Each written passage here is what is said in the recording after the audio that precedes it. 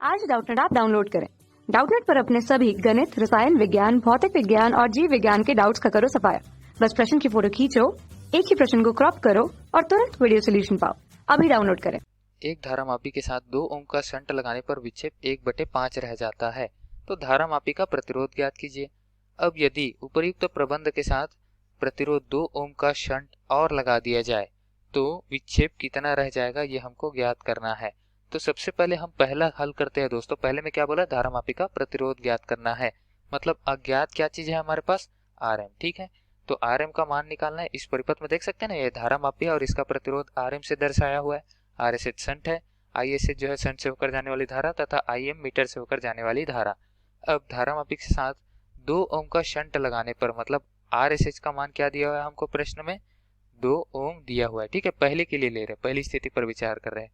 तथा धारामापी का प्रतिरोध ज्ञात कीजिए, हमको बोला है आर एम का मान ज्ञात करना है। और शंट लगाने पर विक्षेप जो है 1/5 रह जाता है बोला है, मतलब धारा क्या जा रही है, धारा 5वीं भाग की जा रही है। ठीक है दोस्तों, मतलब जो आई है वो पूरी न जाके I/5 जा रही है, तभी तो विक्षेप जो है 1/5 प्राप्त हो रहा है।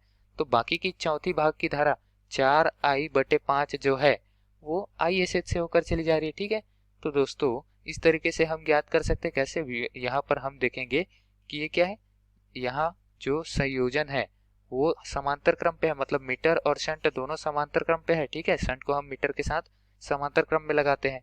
ठीक, अमीटर के केस में तो यहाँ विभवांतर समांतर होगा, विभवांतर समान होगा एक दूसरे के। क्यों? क्योंकि समांतर क्रम में विभवांतर हमेशा बराबर रहता है। तो इसको ओम का नियम यहाँ पर हम लगा सकते हैं, क्योंकि प्रतिरोध है तो सिरों पर विभवांतर तो होगा। ठीक है, तो ओम का नियम क्या कहता है, जो विभवांतर होता है वो धारा गुना प्रतिरोध के बराबर होता है, और ये नियत रहेगा यहाँ पर दोनों जगहों पर। तो यहाँ पर हम क्या लिख सकते हैं, I1 R1 बराबर I2 R2। अब 1 2 को हटाकर हम लिख सकते हैं मीटर और शंट। ठीक है, तो मीटर के लिए धारा क्या है दोस्तों, IM, और शंट के लिए धारा ISH, और मीटर का प्रतिरोध है RM और शंट का प्रतिरोध है RSH। तो शंट का प्रतिरोध और धारा का गुणा करेंगे तो विभवांतर आ जाएगा, और वैसे ही मीटर का धारा और प्रतिरोध का गुणा करेंगे तो मीटर का विभवांतर आ जाएगा। दोनों एक दूसरे के बराबर होंगे, तो बराबर की राशि हमने लगा दी। तो IM का मान क्या हो जाएगा दोस्तों, 1/5 विक्षेप रह जा रहा है, मतलब क्या है, धारा का 5वां भाग जा रहा है, I/5 लिख सकते हैं, गुना आर एम का मान। तो आर एम का मान हमको कितना दिया है वही तो ज्ञात करना है। ठीक, आर एम ज्ञात रखते हैं। आई एस एच क्या हो जाएगा, जो आई में से बचा हो, या फिर इसको क्या लिख सकते हैं, आई ऋण I/5।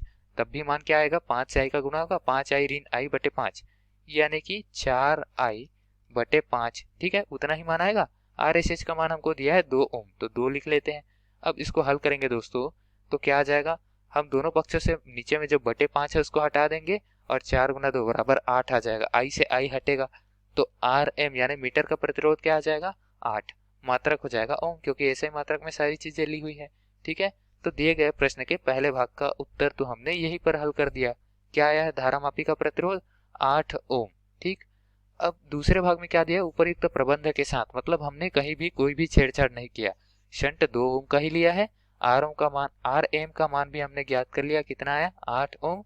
अब यहाँ पर एक और प्रतिरोध 2 ओम का शंट लगा दिया जाता है। ठीक है, और लगा दिया जाता है, कहने का अर्थ क्या है कि यहाँ पर एक और संयोजन बनाऊंगा मैं, और यहाँ पर जो प्रतिरोध रहेगा शंट का वो कितना रहेगा, वो भी 2 ओम रहेगा। ठीक है, समांतर पे लगा है, तो विक्षेप कितना रह जाएगा ये हमसे पूछा है। जो धारा का मान है वो कितनी हो जाएगी, तो विक्षेप हम ज्ञात कर सकते हैं। तो दोस्तों हम हल करेंगे अब दूसरी स्थिति। तो दूसरी स्थिति में क्या देखेंगे, कुल धारा जो है वो तीनों प्रतिरोधों से होकर जाएगी। ऐसा नहीं कि इसमें से 1/5 जाएगी या इसमें से 4/5, वो इसमें अलग जाएगी, इसमें अलग जाएगी और इसमें अलग जाएगी। ठीक है, प्रतिरोधों के व्युत्क्रम अनुपात में। तो दोस्तों इस प्रतिरोध का मान तो हमको कितना दिया, 8 ओम दिया है, इस प्रतिरोध का मान 2 ओम, इस प्रतिरोध का मान 2 ओम, और प्रतिरोधों का क्या है यहाँ पर, समांतर क्रम संयोजन। तो समांतर क्रम संयोजन से तुल्य प्रतिरोध का मान निकाल लेते हैं। ठीक है, अब तुल्य प्रतिरोध के हिसाब से हम धारा का गुणा करके विभवांतर का मान निकाल लेंगे, और विभवांतर का मान ज्ञात होते ही दोस्तों हम प्रत्येक प्रतिरोध से जाने वाली धारा निकाल सकते हैं। तो ऊपर वाला पहले निकालेंगे और उसी धारा के लिए विक्षेप हमको प्राप्त होगा। ठीक है, तो चलिए हल करते हैं दूसरा भाग।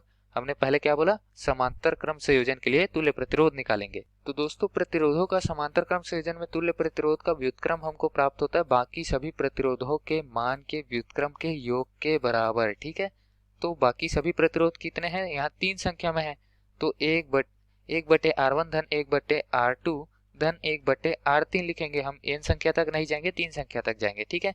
तो R1, R2, R3 का मान देखें तो R1 क्या है, मीटर का प्रतिरोध है, जिसका मान हमको दिया क्या है, 8 ओम हमने ज्ञात किया है। बटे शंट का है तो दोनों शंट 2-2 ओम के हैं, तो 1/2 धन 1/2 लिख सकते हैं। इस 1/2 को क्या लिख सकते हैं, 2/2 लिख सकते हैं, ठीक है, यानी कि 1। और 1/8 धन 1 को हम क्या लिख सकते हैं दोस्तों, हम 9/8 लिख सकते हैं। तो इस तरीके से 1/RE का मान क्या आ जाएगा, 9/8। तो ये तो RE का व्युत्क्रम हो गया हमको। तो RE यानी तुल्य प्रतिरोध ज्ञात करना था, इक्विवेलेंस रेजिस्टेंस का वैल्यू क्या आ जाएगा, मान आ जाएगा 8/9। जो मान आया उसको भी हम पलट देंगे, ठीक है, RE को पलट रहे तो दोस्तों हमको प्राप्त क्या हो गया, तुल्य प्रतिरोध 8/9 ओम। अब इस तुल्य प्रतिरोध की सहायता से हम ज्ञात कर लेंगे विभवांतर का मान, ठीक। कुल धारा कितनी प्रवाहित हो रही है, हम कुल विभवांतर ज्ञात करेंगे दोस्तों। अगर बात करें यहाँ पर कुल धारा की, तो कुल धारा क्या है, सभी प्रतिरोधों में से होकर जाएगी। तो सभी प्रतिरोधों का तुल्य प्रतिरोध जो आएगा उसका कुल धारा से गुणा करेंगे तो हमको विभवांतर क्या है वो ज्ञात हो जाएगा इस बिंदु से इस बिंदु पहुंचने में, ठीक है दोस्तों। तो यहाँ हमने सूत्र लिखा है, कुल धारा का मान है I गुना तुल्य प्रतिरोध क्या है, 8/9। तो यहाँ पर कुल धारा के मान के रूप में हमको विभवांतर का मान प्राप्त हो गया है, ठीक। कितना, I गुना 8/9। अब विभवांतर तो बदलने वाला है नहीं प्रत्येक प्रतिरोध के लिए, मीटर के सिरों पर भी विभवांतर उतना ही होगा, ठीक है। तो दोस्तों मीटर के लिए निकाल लेते हैं कितना, धारा का मान।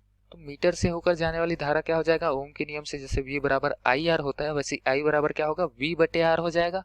तो V/R लिख देते हैं। और V का मान क्या लाया हमने, V का मान लाया I के टर्म्स में I गुना 8/9, ठीक है। और नीचे प्रतिरोध क्या दिया है, 8 ओम दिया है, ठीक है दोस्तों। तो इसको I डैश लिख देते हैं चलिए पहले तो, ठीक है, क्योंकि ये मीटर से होकर जाने वाली धारा है, ठीक है।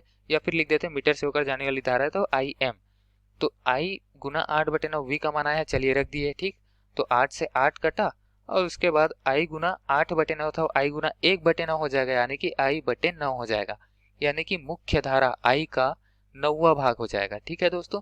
तो इस तरीके से क्या देख रहे हैं, I/9 आ रहा है और विक्षेप क्या प्राप्त हो जाएगा, धारा के समानुपाती, ठीक है। तो IM जो है वो मुख्य धारा का 9वां भाग है, अतः विक्षेप जो है वो 1/5 दिखा रहा था पहले, ठीक है। पहले जो I धारा के लिए दिखा रहा था उसका 5वां भाग, जैसे I धारा के लिए यहाँ से यहाँ विक्षेपित हो गया, अगर शंट लगा लिए तो उतने ही धारा के लिए, अब I धारा पूरी तो जाएगी नहीं, 5वीं भाग जाएगी, तो 5वां भाग दिखा रहा था, इतना पूरा मान नहीं दिखा रहा था। लेकिन अब एक और शंट जोड़ दिए तो 5वां नहीं दिखा के 9वां भाग दिखा रहा है, मतलब ये नहीं दिखा रहा है इतना ही विक्षेपित हो रहा है, कितना, लगभग इतना, ठीक है। जिसको विक्षेपित इतना होना चाहिए मुख्य धारा के मान के लिए, लेकिन मुख्य धारा में से बहुत सारी धारा हम दूसरे जगह से प्रवाहित कर दिए।